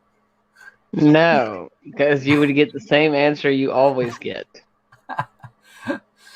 And for those of you who don't know, I like to pick on Darren because one night when we were trying to record a AZR After Hours thing, an 18-plus show, Darren moved away from the microphone, not realizing it was as sensitive as it was, and did his best Nico impression, not knowing we could hear him. Yeah, because whoever y'all had on stopped and was like, wait, what did I just hear? And I had to laugh. It was so we tease him about it, just because it's like one of these days he's gonna just slip up and do it again. We're gonna catch him off guard, and you're gonna be tired, and we're gonna be like, "Oh, remember that time you did Nico?" Well, what if I do my employee at work instead, who actually did the dance with it too? Well, you'd need to have the camera on for that. We'd want to see that. You'd get bonus points if you were in the cosplay. Well, I have to say, I don't know how much you would like. Let's see. This guy literally weighs almost 500. Oh my! And he's a very big weeaboo and just spends too much time on the computer in general. Nothing against him. That's just how his whole family is, but he's trying. Irons has decided to tear apart one of my wife's fall decorations and has come running in with fake flowers from out of the pumpkin in the windowsill. Aww. My cats are asleep right now, but I guarantee you, at any minute they're gonna wake up, and my Tommy, obviously he's still a kitten, so he just makes a weird meow when he wants to play. Just to, you know. I saw my cat earlier tonight when I visited my parents, and kind of snuck up on her and just kind of picked her up. Aw, my cats don't like being picked up. This one, for the most part, she didn't like being picked up when we first got her, or when, should I really say when she first got us, because she adopted us. Aw. But she still liked it. Now, granted, she would try to struggle a little bit, but for the most part, she don't. She'll look for every excuse to hop up in your lap, and she's an outdoor cat, so we don't trim her claws, so she'll pick your legs to death. But and Karma in the chat, Darren said, "Sigh, now I have to Google Nico. Just saw character pics, and all I can say is so cute. She's an adorable character until she opens her mouth." About to say, Karma, watch the videos of her. All I'll say is I am so happy I was not at the table when my wife and our artist friend Karen Goslin got to see a cosplayer perform a Nico performance in front of the table. And poor Karen had never seen the show. No idea who the cosplayer was or who she was cosplaying from.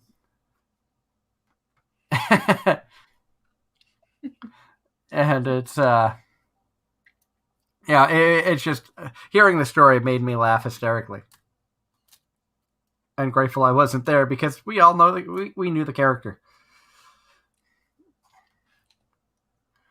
And for those of you out there watching, if you're new to our show, if you're new to the channel, hit that subscribe button. We want to hit 200 subscribers by the end of the year. If we can hit that, we are going to be doing, or once we hit the 200 subscriber mark, we are going to be doing a giveaway where one lucky fan gets to sit in as a guest co-host for a future voice actor interview.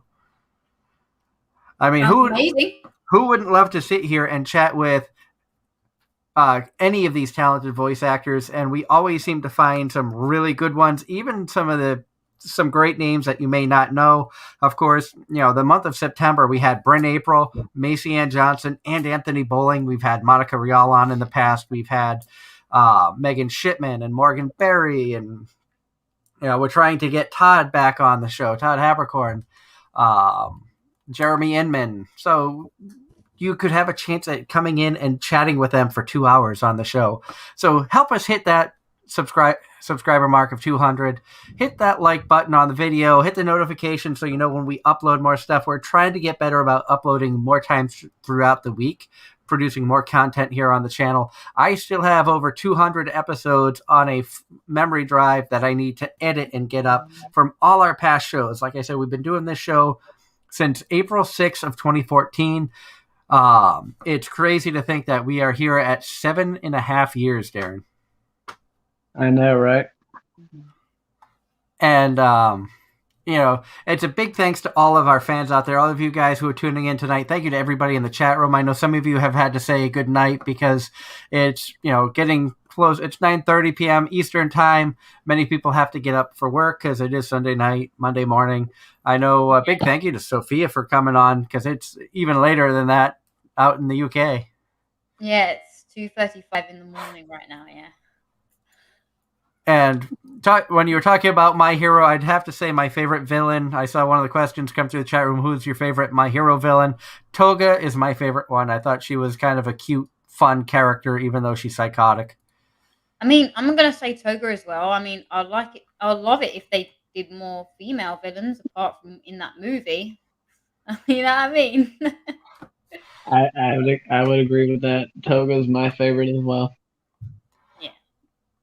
She's pretty awesome. Now, anime fandom, a lot of fans like to ship characters. Yeah. Who would be your ship in My Hero? Ooh. I get a lot of flack for mine. Oh, well, listen, I don't, people have their opinions and they're fine to have those opinions. I would say, right, I like, now a lot of people can say, oh, Deku and Ochako. I actually like Deku and Tsuyu. Yes! That's mine, Deku and Tsu. But I know that, obviously, how, obviously, Bakugo, and I would say, I mean, people might I might get flack for this, but potentially Bakugo and Tsuyu, or Bakugo and Ochaku. I can see Bakugo and Ochaku being a better fit, and Deku and Tsuyu. Yeah. But I know people who ship Bakugo and Deku. Oh yeah, well, Bakugo and Deku. Yeah, I like that ship. I like that ship a lot. Okay, female. Okay, I would totally ship. Was it Tsuyu with Ochaku? Yeah, I'd definitely do that. I mean, or no, wait, Tsuyu with Toga. Yeah, I think that would work. Tsuyu with Toga. I think Shigaraki and Darby. I don't know why. That just comes into mind. Maybe, I mean, who else? I mean, with Deku, like I said, with Tsuyu, who else? There's a lot of characters. I'm just trying to think. But those are sort of the main ships that really out there. I mean, with Mignetta, no, he's just a weirdo. His quirk is just like he's got sticky balls, and who really wants to deal with somebody with sticky balls? Yeah, I mean, some teachers I ship together. I mean, I ship Zoa with Midnight. 13 is just a weird one. But that, I mean, with I ship, like, I do, like, with ships, like, sometimes you just, like, sometimes it's okay not to go with the main one that people really get hyped up for. Like, for example, from another anime, Fairy Tail, I mean, people like Luxus and Mira Jane. I'm like, no. I don't like Mira Jane with Luxus. But look, like I said, some people, don't be afraid to ship whoever you think goes together. Sure, there's the mainstream argument, but yeah. In y'all's chat, I sent a very famous AMV back when AMVs were all the rage, especially anime AMVs. You've probably seen it before, but do you remember an AMV called Ship Happens? Ship Happens. Oh my god, no, I don't know what that is. You don't know? No. Well, in our little chat, not the public one, but the other one, I sent it to you. It's like 2.5 minutes. Watch that, because that was back when AMVs were popular to do. I mean, I know they still have AMV competitions at conventions, but that was back when they were actually good, really, really good, and people really invested a lot of time and effort to them. Mario says, "Yo, that's an old one." Talking about ship happens, and Hey, AMVs are still really good to watch. I will still sit down and watch a good AMV. Yeah, I like AMVs. Anime 404, Anime 101. Yeah. I still make the joke when I'm playing Pokemon Go. If I catch a Pokemon that CP is 404, I say Pokemon not found. Name it missing though. And God, going off topic with 404, Pokemon not found. Good God. Like I had a question in my head, and then we went on that, and man, that question went right out the window. Welcome to Anime-Zing Radio, where I just get sidetracked very easily. And Karma had nothing to do with it this time. I was about to say, Karma was not involved in this one. I know that's your goal when you come into the chat, Karma, is trying to distract me. Or trying to throw me off. Well, he actually been throwing me off more by distracting me. And normally me and him used to tag team you. I know that's a fun fact. Darren, before he became a co-host, was one of the loyal listeners. Always hung out in the chat room, and I've always said, I've got some of the greatest fans who tune in. We may not have a ton of people who tune in every week to the show, but the people who tune in, their anime knowledge is unbelievable. And I thank you all for any help. Anytime I've been stumbled on words, couldn't forget a character, you all have, been amazing. I love the fact that you guys are still here watching us, still supporting the show. Even through all the changes, it's been quite the wild ride. And Darren, I know when I first started doing this, when you started coming into the chat room, you probably never thought you'd see yourself sitting in the co-host seat. Nope. I always thought it was going to be Brandon, to be honest. And Brandon was our first co-host.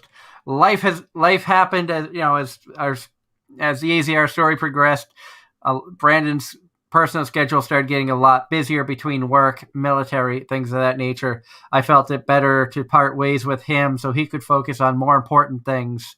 And for a while, I went solo. And I can tell you from experience, if you're ever thinking of doing a podcast on something you enjoy, do it. But try to find somebody you can talk with. Because when you can throw ideas off each other, it makes these shows go a lot quicker and a lot easier. I have had shows where I was by myself for a half hour before bringing a guest on and trying to think of content. Like I could write notes and blow through it in 10 minutes. I've still got another 15 minutes to fill before bringing a guest on. And so really, I say it all the time. I thank all the fans out there who have followed us from the beginning. And all of you who are tuning in tonight, if this is your first time here, like I said, subscribe to us, enjoy the content. We are planning on, even if we don't get press for AAC, we are planning on doing some coverage of it, possibly get some cosplayer interviews, things like that. I don't know if we can get any guest interviews if we don't get press. We do love the people over at another anime convention. We've supported them for many years.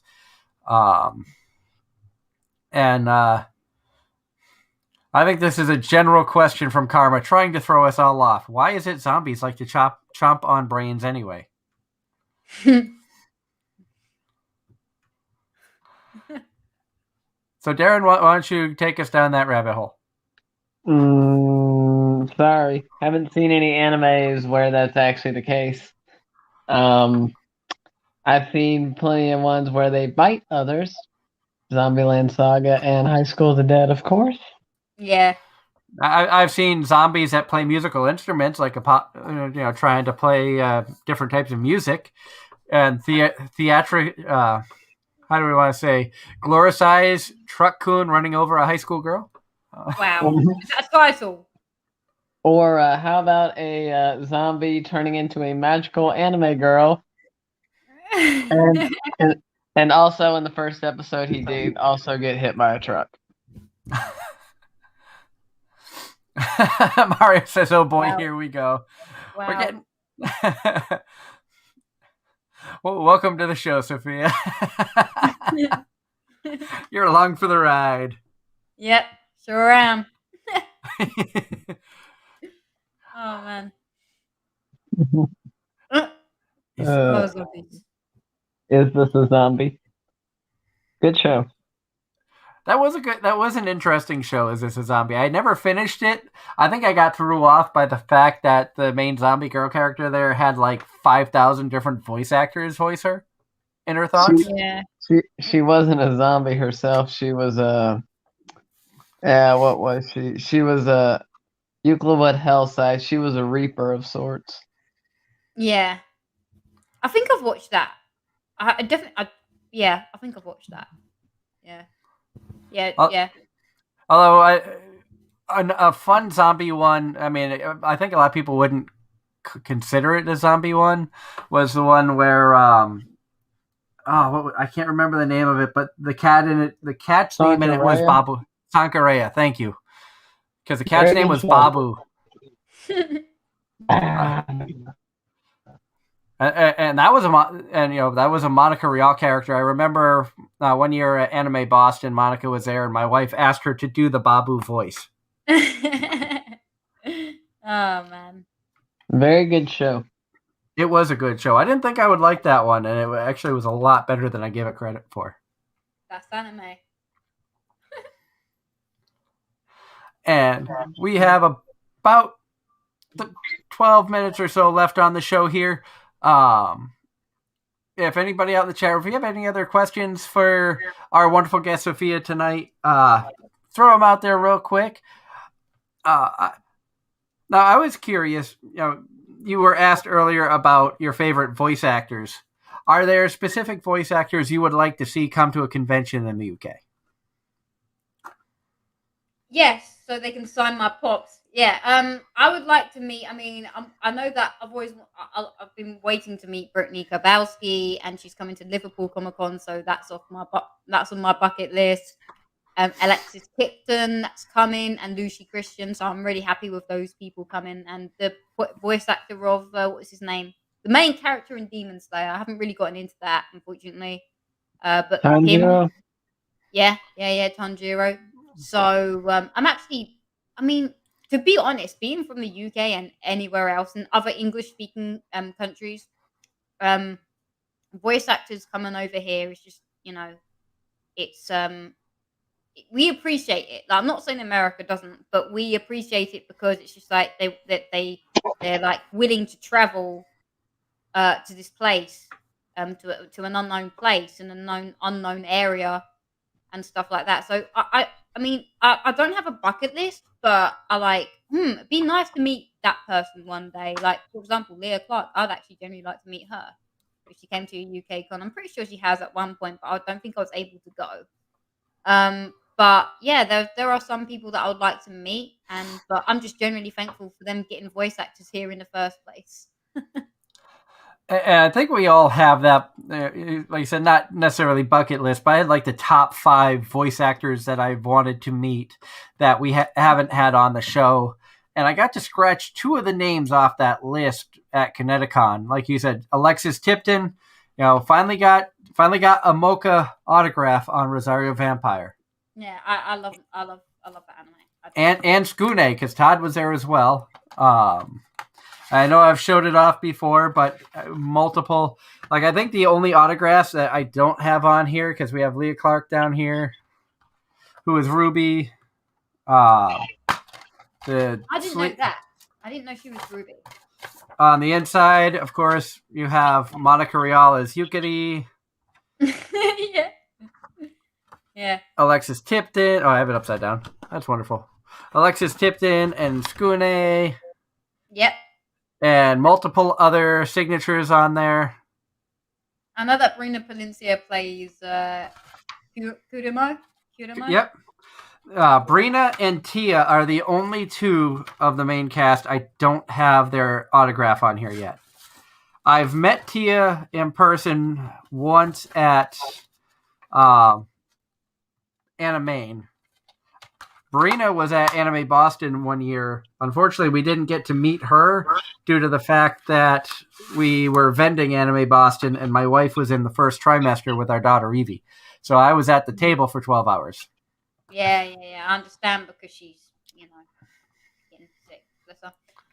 But yeah, I understand that.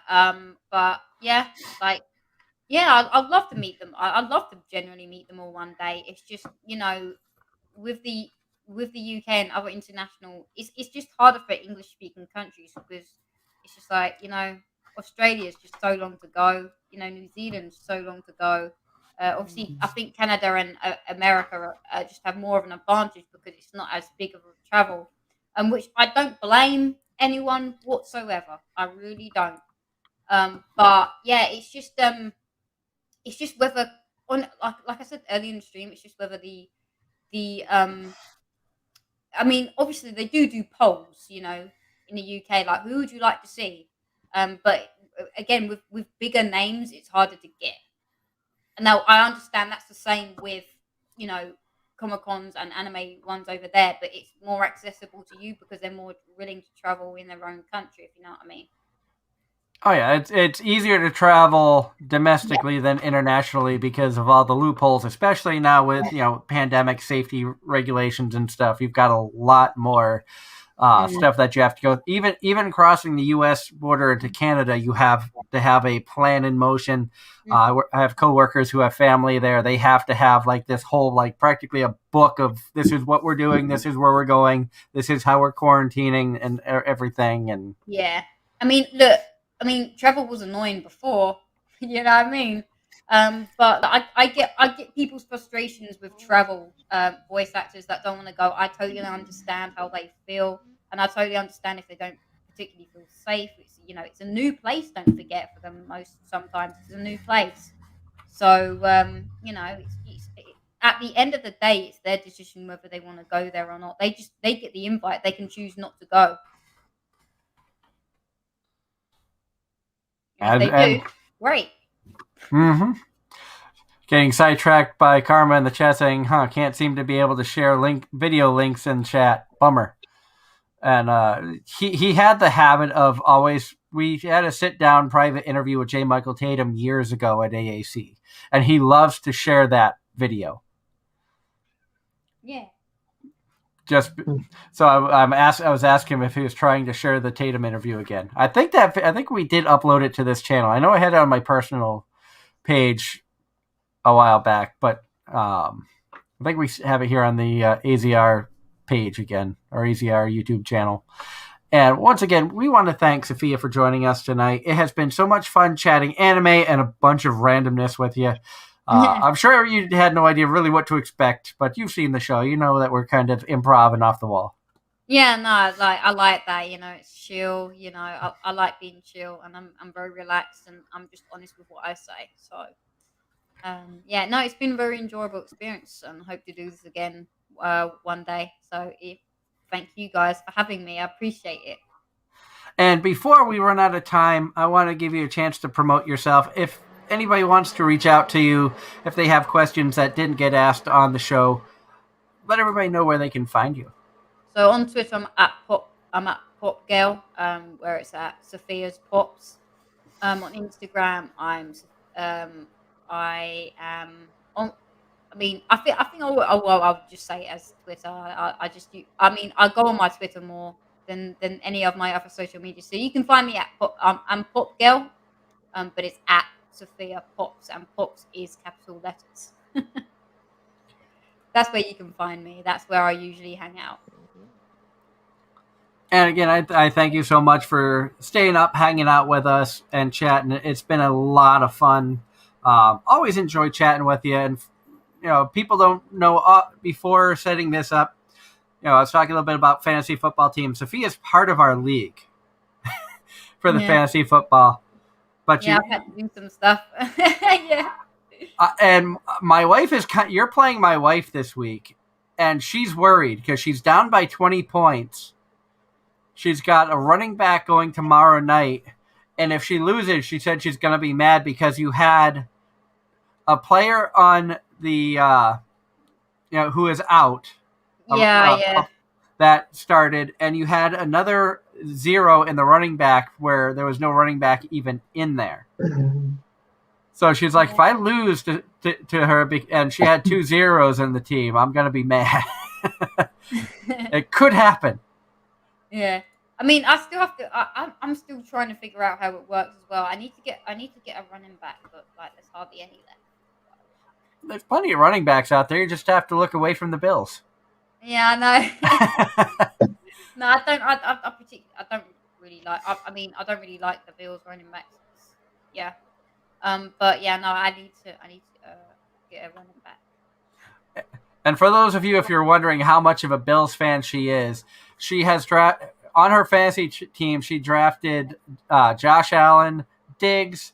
The running back that's NA was Breida, Buffalo running back. Breida. Bass, the kicker. She's got Buffalo's defense. She's got a Buffalo wide receiver on the bench, or 2 of them. 3 Buffalo wide receivers on the bench. Yeah. So I think she likes Buffalo. I don't know. Yeah, I think I'm a fan of Buffalo Bills. How many Buffalo Bills pops do you have? I have to ask. They've only ever made 2, so I've got a Josh Allen one and I've got a Jim Kelly one. And the Stephon Diggs pops coming out. You know, the Browns have like more pops than the Bills, and they've like not even been in the Super Bowl. But yeah, no, there's Stephon Diggs coming out, and he's going to be one of my favorite pops. Hopefully they do more. And George in the chat says, "I just realized Sophia is wearing a hat. Blends into her hair greatly." Oh, thank you. Yeah, it's a Charizard. Mini. That's right up your alley, Darren. I like fire types. And Darren has his mic muted. He may be away from the computer, but we are just about out of time. Once again, thank you so much to Sophia, who's joined us tonight. It has been so much fun chatting with you. Thank you for having me on. Thank you to all the viewers out there who have tuned in tonight. Those of you who have stuck through the 2 hours of nonsense that we have put on tonight. Big thank you to Darren, our co-host, for hanging out as well. Next week, we are going to have a fun show. God's Will is going to be coming back. God's Will Oga Jr. is going to be joining us. Also, Mario Bueno is going to be joining us. Mario is going to be coming right off of New York Comic-Con. Wow. So he's going to be there. Mario's also going to be at Anime NYC later this year. Unfortunately, we're not going to be able to make that. AAC is going to be our last con of the year. But it's going to be a fun show because we have God's Will, who has been a part of the anime, working for different anime companies. Also, Mario has as well. I know Darren was going to be waiting to hear back from God's Will to make sure that he's going to be joining us. October 17th, we have a Dragon Maid special. At the moment, we only have 1 voice actor who is confirmed. And hoping to get more, but things happen with cons coming back. Voice actor schedules are a lot tighter than they used to be, but we will be welcoming. Oh God, why can't I remember her name now? I had it written down. I feel like an idiot. It's Ilulu's voice actress is going to be joining us, so we're going to have Ilulu on here. And Nice. I can't. It's horrible. I am drawing a blank. But it's going to be a lot of fun chatting with her. Like I said, October 24th, we're not going to be having a live show. October 31st, Halloween night, we're going to be doing family stuff with the kids. So no live show on Sunday. We're going to move that to Monday. No guest as of yet. We might just do a show where Darren and I just chat. Our next scheduled guest is November 14th, where we have Giovanni Cruz is going to be joining us. Very talented movie actress and voice actress. We had Giovanni on the show back in July for our Show by Rock Mashima special where she voiced Himiko in the anime. It is really, really cool. Christy Rothrock, thank you, Mario, for Ilulu. Christy's going to be joining us for the Dragon Maid special. Another thing you might know Giovanni Cruz from, their movie just recently came out called, oh God, why can't, clock's going off and now I'm getting sidetracked. Why can't I remember? It was a big movie that just came out, Suicide Squad. She was in that. So definitely you don't want to miss that. We're also going to be having Rachel Mather, who won the silent auction at the convention in New Hampshire over the weekend, is going to be coming on and joining us for that show. So as you see, we love giving back to the anime communities. We love giving to the Comic-Con communities. A silent auction for a good charity for one of the children's hospitals in New Hampshire. They won the bid, so excited to have them on the show, and excited that they're going to have a chance to talk with Giovanni as well. These people are always awesome to have on the show. Of course, we wanted to have Sophia back at some point. Maybe we'll sneak her in for a voice actor interview. Maybe we'll get a voice actor to interview her. You never know what we could do here. Never know. That'd be awesome. That'd be awesome. But yeah, well, thank you for having me on the show. I mean, I love to give back to the anime community, and honestly, I'd love to meet you guys one day. That'd be fun. Who knows? Maybe in the next couple of years, we could have a on-location AZR special where Sophia and a lot of the other realists get together and we can cover it live for you. Yes, that would be amazing. That would be amazing. It'd be one hell of a party, I'll tell you what. Oh, yes, it will be. Until next week when we welcome Godswill and Mario Bueno, have a wonderful night, everybody. Keep watching the anime. Have fun, and we'll see you again right here next week. Also, a special reminder, Tuesday night, we're going to be doing a live special. A little idea that we got off of some other Andy-tubers of a smash or trash. My wife is going to come up with some anime characters, and Darren and I will have to decide whether it's someone we would want to smash or if we think that character belongs in the trash. This could get interesting because I have no idea what she's going to come up with. Because she said, mainly female, some male, some other. And knowing the type of shows my wife watches, I'm a little scared. So everybody have a great night, and we will see you Tuesday night for that special. And, of course, next Sunday right here on Anime-Zing Radio.